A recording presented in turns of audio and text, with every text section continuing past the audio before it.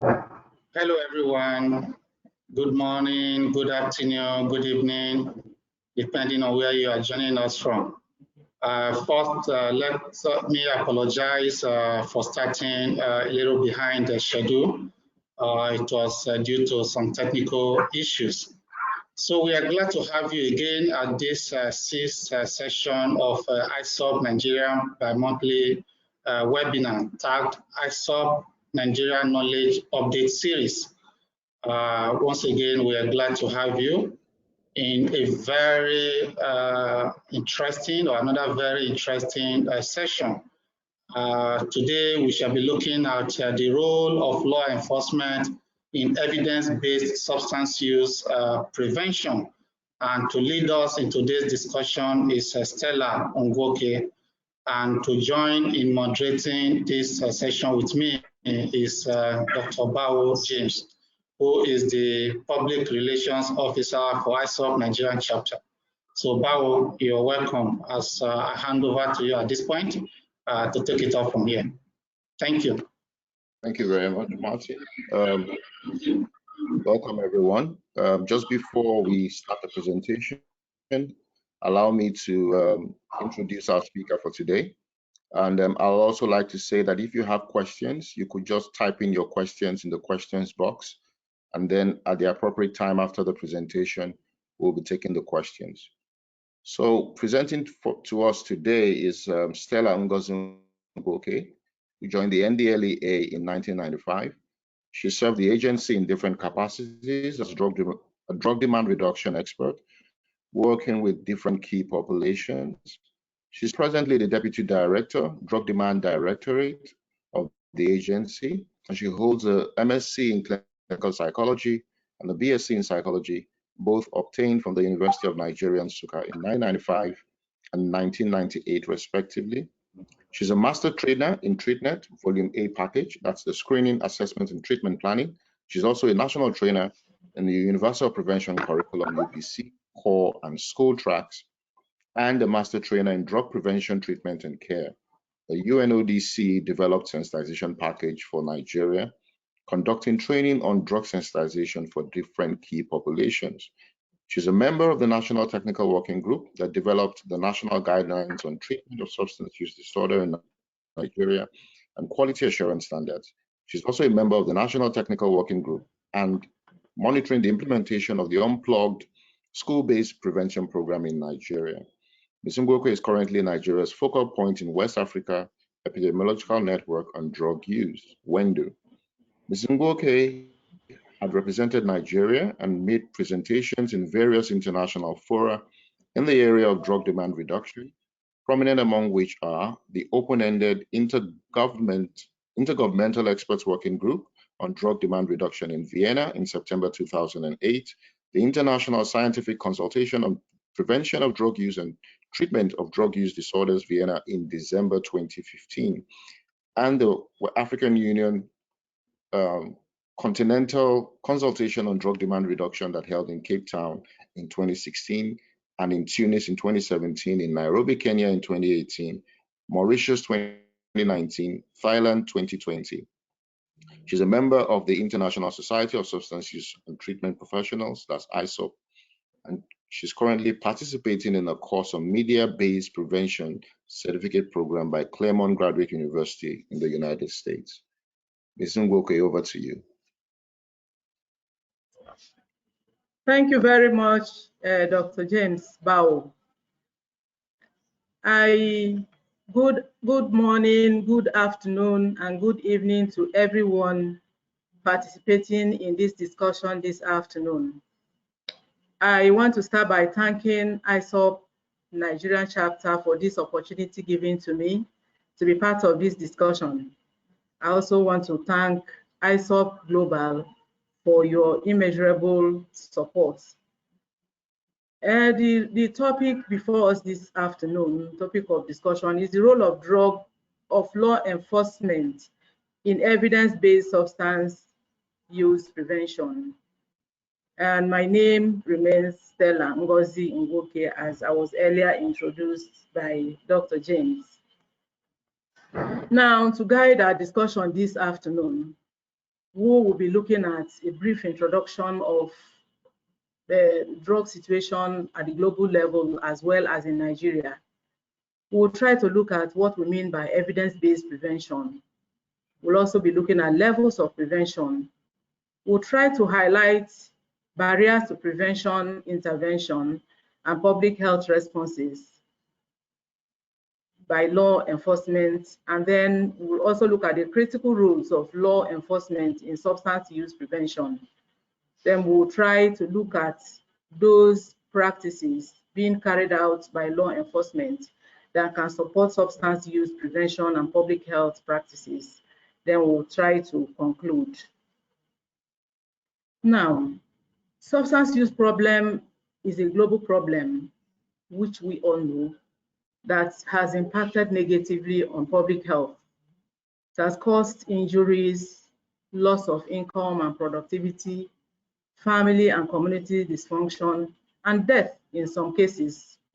According to the United Nations Office on Drugs and Crime World Drug Report of 2020, drug use around the world is on the increase in terms of proportion of the world's population that uses drugs. And I want to add that it's not just the population, but even the substances being used are on the increase. As we have very many new psychoactive substances that are being churned out every day, some of which cannot even be classified. And as we have in Nigeria today, there are so many unconventional substances that cannot be called drugs, but people mix in all manner and get high. That makes the drug problem getting more complex by the day. Now, when we look at the screen, we have a snapshot of the global drug problem as reported by the UNODC World Drug Report of 2020. And according to that report, around 269 million people used drugs worldwide in 2018. And out of this number, cannabis remains the most widely used drug, with about 192 million people having used cannabis in 2018, followed by opioids, 58 million. Opiates had about 30 million people who used, and then the amphetamines and prescription stimulants, about 27 million people. Then we have about 19 million people who have used cocaine, and 21 million people have used ecstasy. Now, when you come to our situation in Nigeria, the situation is very similar. According to the latest national survey or national data we have in Nigeria, which is an outcome of a national household survey that was conducted in Nigeria by the support of the UNODC in 2017. About 14.3 million people aged between 15 and 64 years had used drugs, excluding alcohol and tobacco, in the past year. And this translates to about 14.4 million of the adult population in Nigeria. If you look at this prevalence rate, it is quite much higher than the 2016 global prevalence of 5.6 estimated by the 2018 World Drug Report. This is very worrisome to us in Nigeria and calls for attention. And out of this number, just as what obtains at the global level, cannabis remains the most widely used drugs, with about 10.6 million people having used cannabis in the past year, followed by 4.6 million people who use opioids. And out of this number, majority of them use tramadol. Tramadol is the most widely used opioid in Nigeria.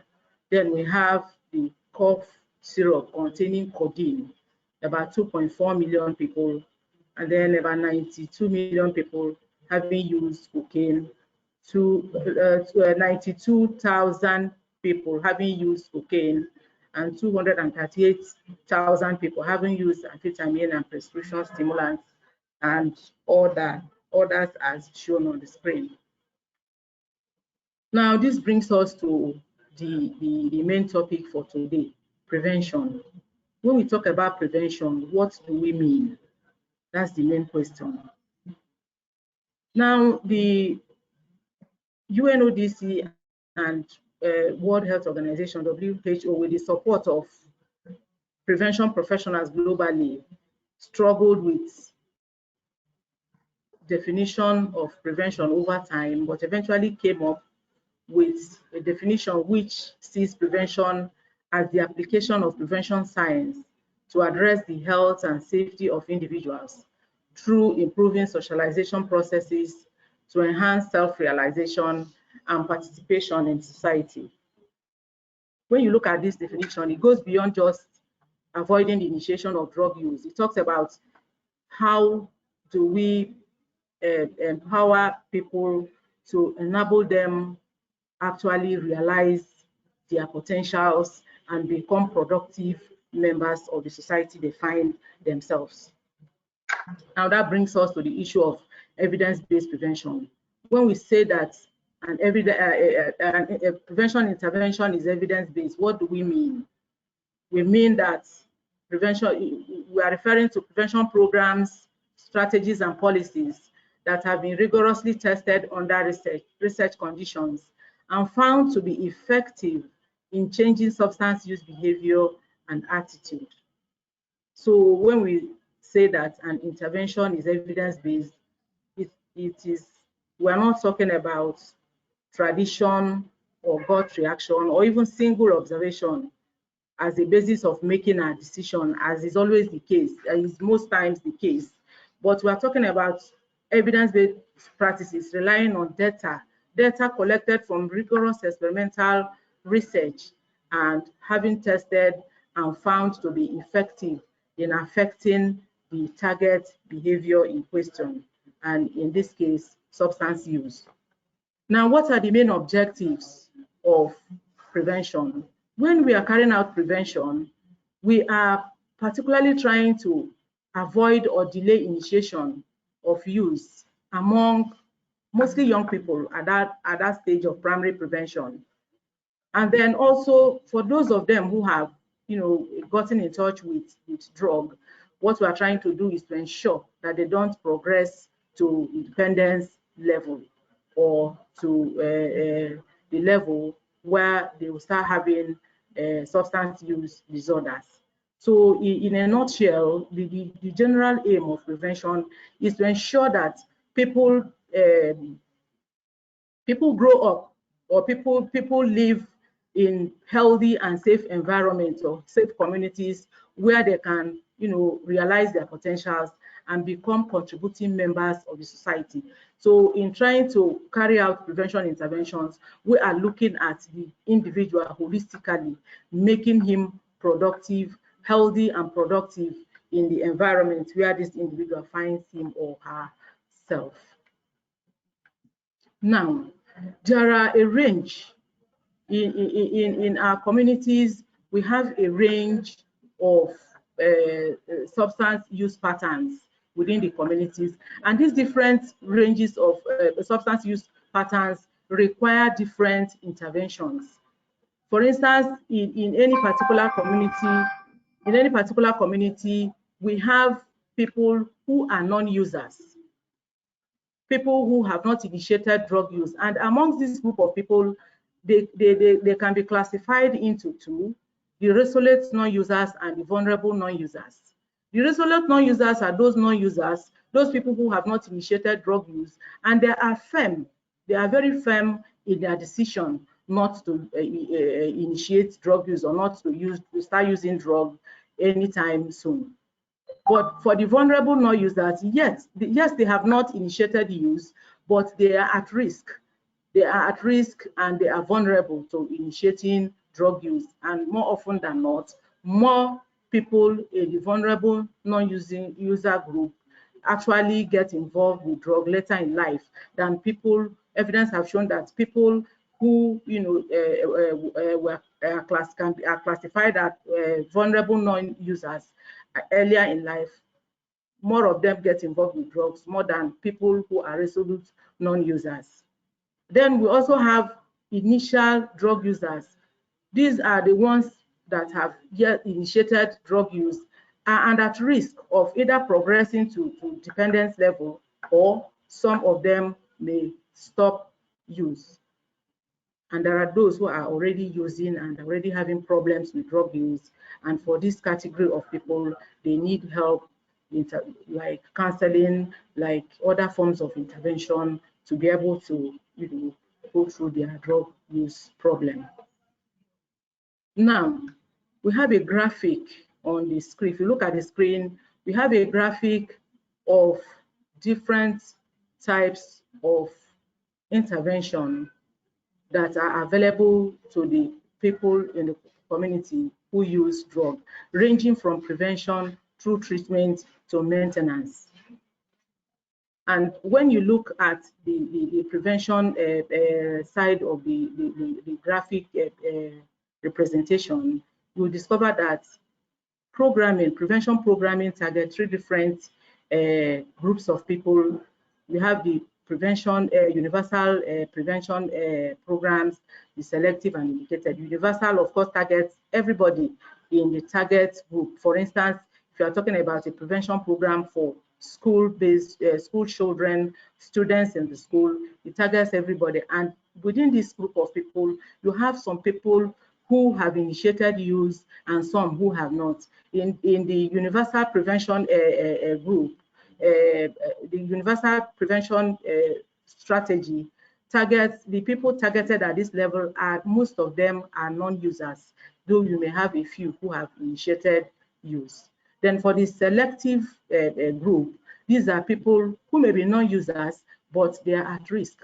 For example, children of people who use drugs, or children who are, raised in a deprived environment where many people in the environment use drugs, or drugs are sold, are easily sold, readily available within their environment. Then you have the indicated group, which of course are referring to people who are already using and may need one form of treatment or the other.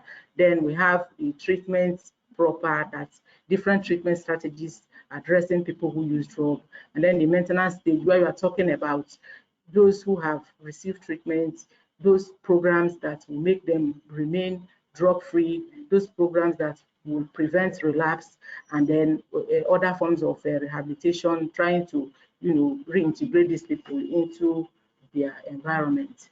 So in a nutshell, prevention, treatment, and maintenance are an integrated role in the area of services needed for all population exposed to substance use. So in other words, the 3 levels of prevention interventions aim at making the individual drug-free and minimizing the problem associated with drug use. And then ultimately, what we are trying to achieve in all this is to bring up individuals who are healthy and are productive members of their society. Now, what are the views, general views of law enforcement? The main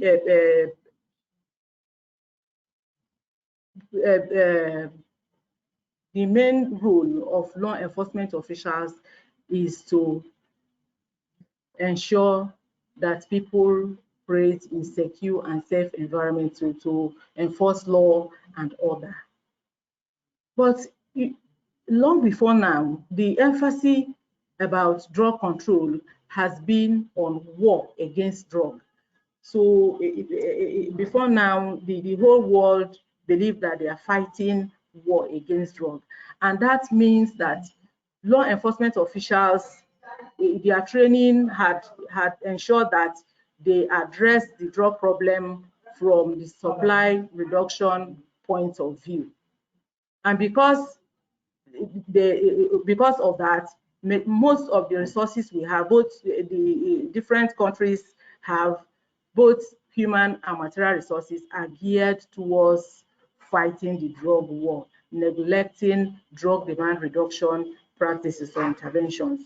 And having had that background and having had that conviction that we are at war with the issue of drug, many law enforcement organizations are finding it very difficult to shift from that perspective.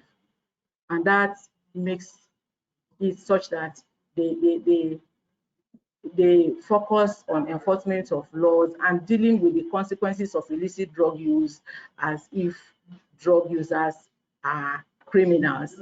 Drug users, from this perspective, are criminalized, and there is no difference between them and people who traffic drugs.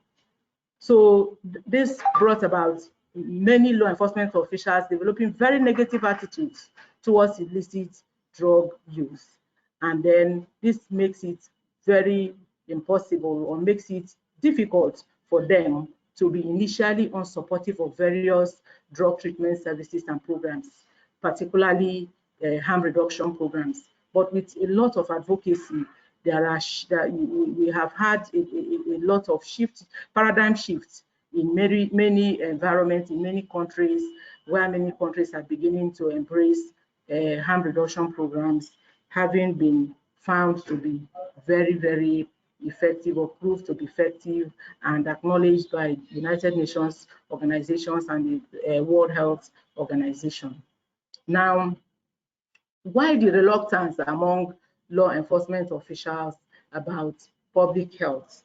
Like I mentioned earlier, as far as they are concerned, there is this inextricable link between drug use and crime. There are a variety of drug-related crimes that we have in the society. For instance, we have had cases of violent crime being committed by people who use drugs. We have had cases where people steal because they want to raise the money with which to buy drugs.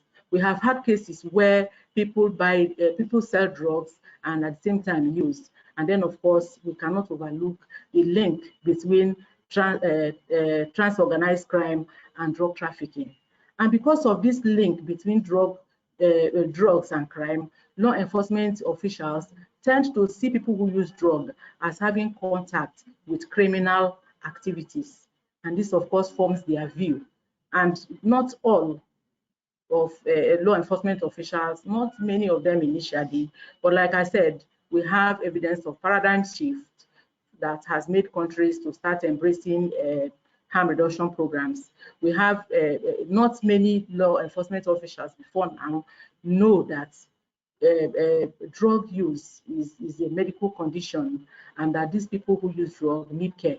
Instead, they believe that they brought the problem upon themselves and therefore should face the consequences. And because of this mindset, the public health responses are viewed to be in conflict with the basic law enforcement goals, because they believe that theirs is to ensure that these people are removed completely from the environment.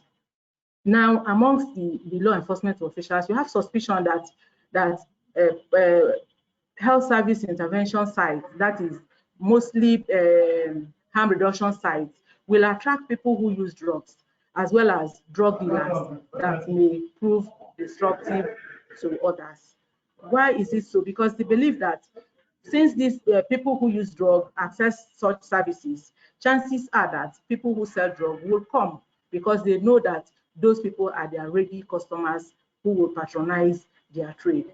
And there's also concern that existence of harm reduction programs will compromise prevention of drug use, because there is this feeling that public health responses, like I mentioned, harm reduction programs like needle and syringe program, like medically assisted programs like methadone maintenance programs, they believe that it will increase drug use instead of reduction.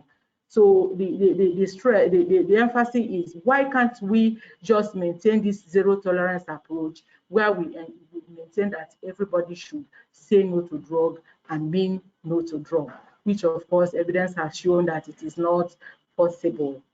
Now, they believe that effective approaches and HIV interventions for people who inject drugs, they view them as very liberal in the sense that they believe that for providing needles and syringe to these people, we are over pampering them instead of making them face the law, something like that.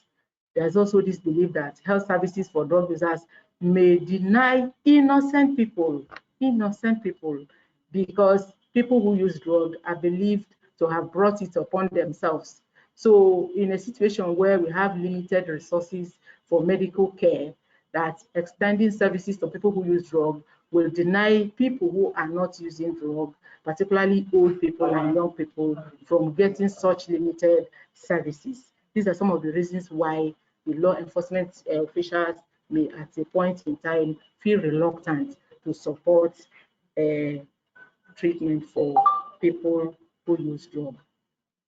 Now, why are the roles of the law enforcement officials critical? Why are they important? You know, their role, their basic role, like I mentioned earlier, is to ensure that we live in safe and secure environments. But as they do this, they carry out this function, they don't exist in isolation. They are part and parcel of the community where we find ourselves. Now, despite this basic or this fundamental or primary function of enforcing law and order, evidence show that law enforcement officials have long history of working across a range of public health issues. For instance, working with people who are suffering from drug overdose, working in areas of natural and man-made disasters, or even helping health workers to get across to people who use drugs or who need help.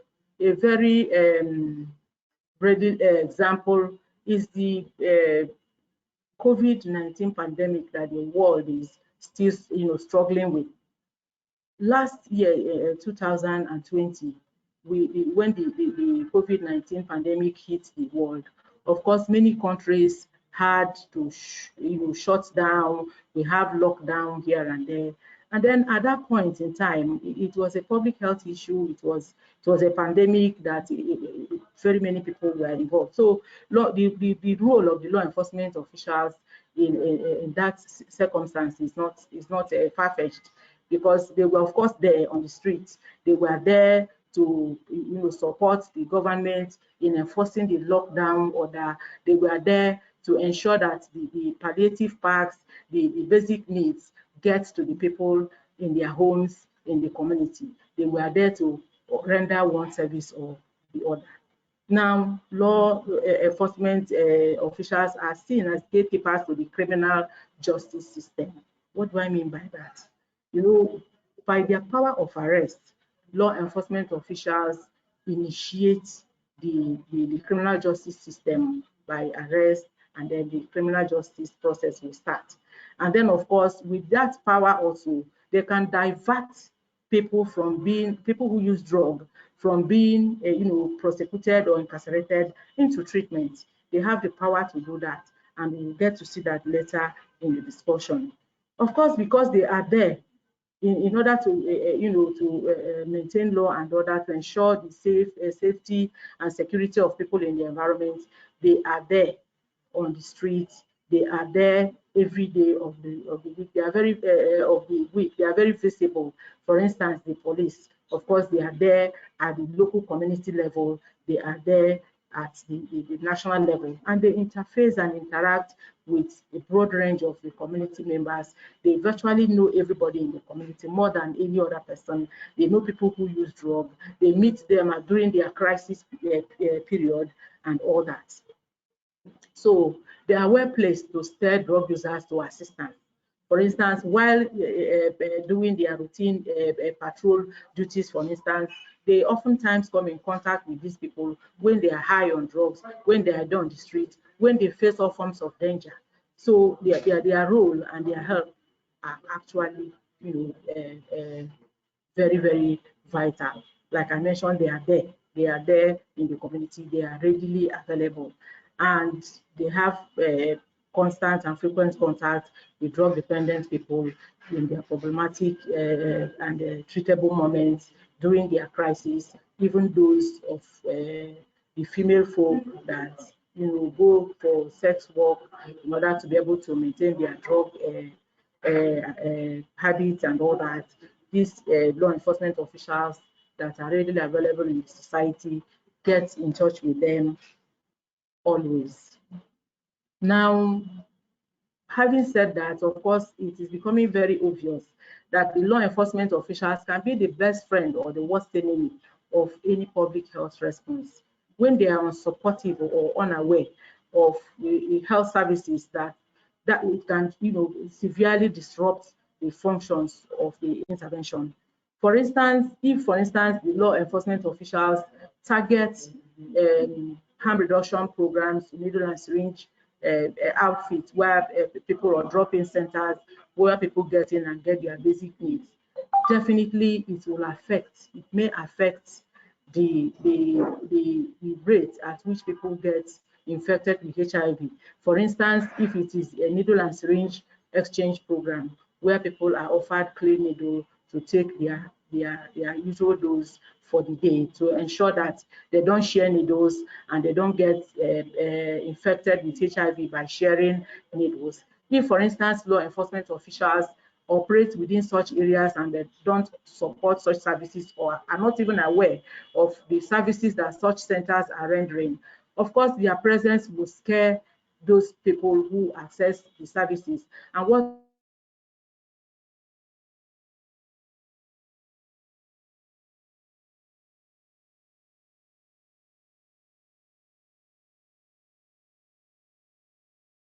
you find situation where these people will hurriedly take their injection, not minding whether the needle they are using is clean or whether they are sharing. They will do it hurriedly in order to be able to avoid being arrested or having contact with the law enforcement officials. This goes to say that their support is very, very critical in ensuring that public health interventions actually succeed. Now, what happens when they are not in support? What will happen? Of course, it is very clear, like I have said earlier, there will be a decline in the number of people who use drugs or people who use such services, and then of course there will be increase in risky injecting practices because they will hurriedly do it, not wanting to be arrested, not wanting to be detected by the law enforcement officials. And this, of course, many of them will relocate from such environments. So they will relocate and they will move away from such environments in order to evade arrest because they wouldn't want to be arrested. And then when they do this, it will mean that the health officials will not have access to them and they will not have access to health care. And what happens if some of them even have HIV, moving from infection, moving from one location to another and joining another group of people who use drugs elsewhere, of course, will increase the transmission of HIV infection and other blood-borne infections. Now, having said all this, what are the law enforcement policies and practices that can successfully support public health responses? There are so many of them. We've mentioned some of them. Of course, they can provide support for harm reduction programs, such as needle and syringe program. Use of discretion is needed here, where they're expected to use their discretion, particularly when people are suffering from overdose, ensuring that such people are not chased away from there or are not made afraid of using the services, and then people around them should be able to feel free to even call ambulances, for instance, when they need them. So they shouldn't conduct unwarranted patrol and searches of people around harm reduction sites, as this would deter people and chase them away. They shouldn't arrest peer educators who are offering their regular services to people who use drugs when these peer educators have not committed any offense. They should not arrest people who inject drugs when found in possession of injecting equipment like needle and syringe if they haven't committed any offense other than possession of their injecting equipment. They can support community drug prevention programs by participating in technical working group to provide support and act as local multi-sectoral steering committee as is recommended by evidence-based community prevention.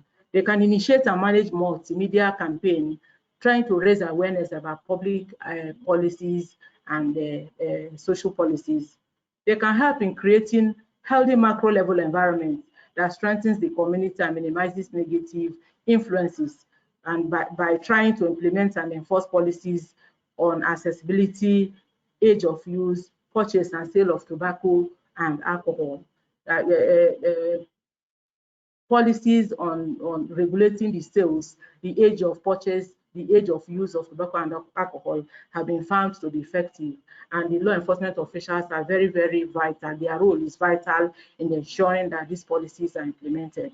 They can encourage entry into drug treatment services through a range of programs. By providing referral, they can provide referral information to people in the community where they can actually access drug treatment. They can provide alternative to incarceration for people who use drugs while in contact with the criminal justice system. For instance, they have a range of interventions open to them, like use of discretion, like I said, warning, caution, or arrest and referral, drug diversion programs or drug court in a situation where people who are arrested for drug use, instead of just being talked in or being locked in, are offered an opportunity to receive treatment for their drug problem, or those who have committed crime under the influence of drug while they are going through the criminal justice system are given the opportunity to receive treatment about their drug use issue. And then, of course, the court has the powers to refer people who use drug under their supervision to who have been brought for one crime or the other and are found to be drug users. The court, of course, has that right to ensure that these people, while they are in the criminal justice system, that they access drug treatment. Now, our case in Nigeria, we have an agency in Nigeria, the National Drug Law Enforcement Agency in Nigeria, which was set up by the federal government of Nigeria, deliberated as an institutional framework for dealing with the drug problem. Now, this agency is a unique one in the sense that it has a dual responsibility of drug supply reduction and drug demand reduction. And in trying to carry out their drug demand reduction, of course, is the law enforcement aspect of the drug law facing the issue of drug supply. And through its law enforcement strategies, the agency has played significant roles in reducing the availability and accessibility of drugs through the various illicit drug supply chains. And then, of course, they support public health responses to drug control. And as the lead agency for drug control in Nigeria, the National Drug Law Enforcement Agency, otherwise known as NDLEA, they collaborate with different stakeholders towards a balanced approach of drug demand reduction and supply reduction. They work with other stakeholders to bring about, reduction in supply of illicit drugs and the demand for narcotic drugs and psychotropic substances. Then the drug demand reduction arm of the agency, of course, has developed programs and implement sustainable sensitization and prevention programs at all levels, targeting different key populations. This very department works in the school, in the workplace, in the community, even in the family. The agency has counseling centers where people who use drugs are referred. And then, of course, the counseling center of the agency, when the agency does its supply reduction raids and raid drug joints and people are brought in, they do their initial sieving, and the people who are found to be users are usually referred to the drug demand reduction department of the agency, where the counselors take up these individuals and they go through the counseling process and are discharged. Of course, the agency, those cases that are beyond what the counseling centers can afford, they work with a range of other stakeholders in the community where they do referral, they refer to other services for further treatment. Now, in conclusion, the role of law enforcement is key to implementing evidence-based substance use prevention programs or public health responses in the society. So public health efforts are negatively affected, as we can see from the discussion so far, without the active participation and support of the law enforcement. Now, I have a few references cited here, and then my contacts, and then I want to thank everyone who has listened to this discussion for your time and patience. Thank you very much. Thank you very much. Thank you for that very robust presentation. We don't really have so many questions, so please, if you have questions, you could just put that in the box. However, we have, I think someone wanted to know what the difference is, because you used two terms. You talked about law enforcement, and then the person wanted to know if there was a difference between law enforcement and America's term of the war on drugs, if there was a difference between the two terms. So if you could just answer that before we go to the next one. Yeah. Okay. The law enforcement, of course, we have different agencies of law enforcement in the society. For instance, in our climb here in Nigeria, we have the police, we have the drug law enforcement and all that. The American term of law enforcement, of course, it was the American drug law enforcement officers that, of course, executed the drug war, as the case may be, when the emphasis was on let us achieve a drug-free world where there will be no drug, where everybody will be drug-free, where everybody will say no to drugs. I don't know if I've answered the person's question. So law enforcement officials enforce the law, the war against drug. Yeah, that's true. Okay, Christopher wants to know if there is a relationship, what your opinions really are about harm reduction policies in Nigeria, and if it will work in Nigeria, because you spoke about the intersection really between harm reduction and law enforcement. And you talked about the fact that in legal exchange programs, for example, people have to feel quite comfortable with the legal exchange program, and not because of the fear of a raid. There's a tendency that they might want to reuse needles and stuff. So I think it's in that context that he's asking, what are your opinions about harm reduction policies and if they would work in Nigeria? Well, before now, Nigeria, like most countries, did not embrace law harm reduction program, and the reason could be as a result of most of the issues I raised in the discussion. Okay. But even the countries where harm reduction program is thriving, of course, it started with a lot of advocacy, which has taken place in Nigeria. A lot of advocacy has gone into harm reduction program in Nigeria, and as we speak, Nigeria is piloting harm reduction program, specifically needle and syringe program. The pilot is on, which means that the what do I say now? The government and the major stakeholders in Nigeria are coming around to see that yes, this is an evidence-based program which has worked in other countries. And I believe that if every stakeholder is well sensitized, definitely it will sell.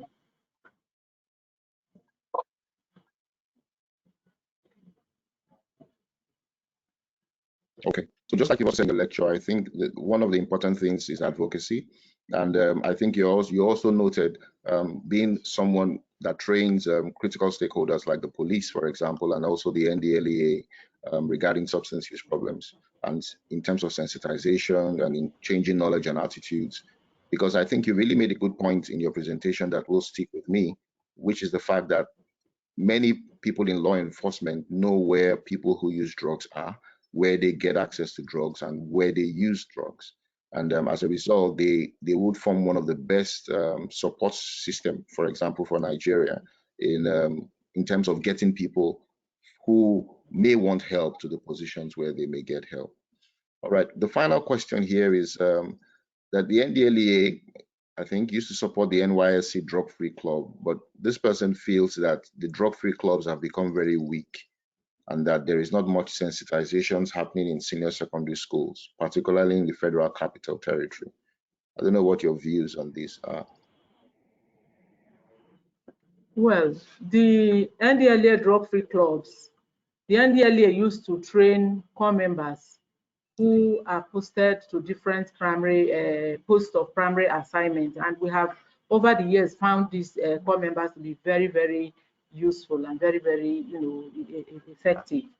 Now we are re-strategizing because we are drawing up a program in NDLEA for how to, we're trying to harmonize the program of NDLEA Drug-Free Club at the state level, where everybody will be on the same page and they will receive the basic training. We want to drive that from the headquarters within the end, before the end of the next quarter, if our plan, the plan we are rolling out works as planned. So about sensitization in schools, of course, sensitization, Nigeria is a large country, and the more you do, so many people are involved, including CSOs. We are working with many non-governmental organizations, but that notwithstanding, in addition to sensitization, we are even trying to looking at a situation, because Nigeria is implementing the unplugged prevention, school-based prevention program now. We have piloted and we have scaled up across all the federal government colleges. So we are at the stage of stepping down to state-owned secondary schools, and some state governments are already keying into the program. For instance, Kebbi State is on board, Kano State teachers are being trained, and then other states have indicated interest. So in addition to just even offering sensitization, we are looking at a situation where we'll have more enduring evidence-based prevention program like Unplugged and its like in our secondary schools nationwide. Thank you. Thank you very much. Okay, sorry, just one more question. I know we're out of time. Ismail Yakubu wants to know why the delay in criminal justice administration. Are the administrators really up to their responsibilities? Say 70% of inmates are wallowing in Nigerian prisons are substance abusers and are usually not attended to. Well, I think this is beyond your own scope of your presentation, but if you want to give any remarks on that, then that's fine. Well, I think why is there a delay in the criminal justice system for people who have been arrested or incarcerated as a result of drug use? I even want to address the issue of incarceration as a result of drug use, because the National Drug Law Enforcement Agency, where I work, I mentioned, has the responsibility of supply reduction and demand reduction. And if you look at the law establishing the agency, it classified both possession, trafficking, cultivation, and all that as against the act establishing the agency. But NDLEA does not prosecute people who use drugs. The agency is using its discretion at this point. We have a threshold of the quantity of drug that if you are arrested with, the agency will feel that this quantity is for somebody's use, and such person is referred for counseling, not incarceration. So for people, having people incarcerated for drug use sounds strange to me, because I do know that NDLEA does not prosecute drug users. We don't take drug users to court. Thank you very much for that. So I'll hand over to Martin. I know our time is fast spent. Martin, over to you, please. Thank you very much, Ngozi. Thank you, Bao. Thank you, Bao, for the moderation, and thank you, Stella, for the excellent presentation. This has also reminded everyone that we all have a role to play when it comes to drug demand reduction in particular and drug control generally. And Stella has been able to highlight the critical role of law enforcement in substance use prevention and evidence-based substance use prevention. So from this presentation, it is also clear and part of the mission of ISSUP that even though our focus is in drug demand reduction, that is substance use prevention, treatment, recovery, policy related and research, but the law enforcement actually has a role to play in this area of drug demand reduction. So that is why ISSUP brings up everyone, from different professions and from different fields collaborating towards addressing drug issues. So I think this this presentation has also has been able to highlight, why the law enforcement, should probably or possibly be equipped, and have true advocacy to also understand some of these critical roles, because that will go a long way in delivering balanced approach to drug demand reduction and drug supply suppression. Because if they don't have this understanding, it becomes difficult. And come to think of it, they have, link with people both criminally minded and those who possibly are using substances for one reason or the other. So because they have this link and they are there at all times, so their understanding of this critical role is very important. So once again, I want to thank you for this presentation, and also maybe to just draw a link to the question that was asked on war against drug, even though you have already responded to it. Just to add that when it comes to war against drug, the world has come to realize that the war against drug has not actually been that effective. And when war is declared on drug, usually it is not on the traffickers alone, it is both the users and those who are in possession. So for those who are trafficking, of course, the law enforcement should go out there and perform their law enforcement duties of arrest and prosecution. And you have also clarified the fact that NDLEA does not prosecute people who use drugs.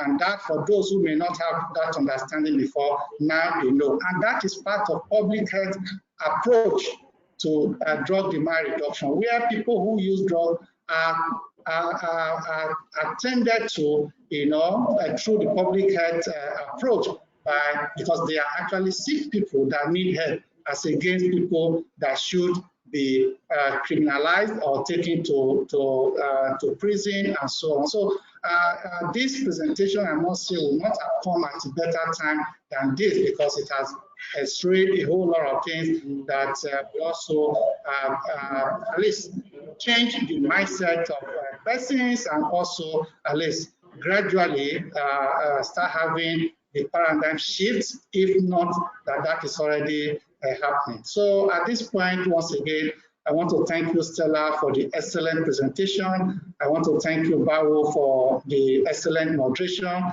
And to all the participants, I say thank you for being there. To ISSUP Global, thank you for the support at all times. And I want to encourage you once again that our next session comes up in July, and the information on that will be shared accordingly. Usually, or as always, time is not our friend. So at this point, we have to go. So once again, thank you, everyone, and bye for now. Bye. Thank you. Yeah.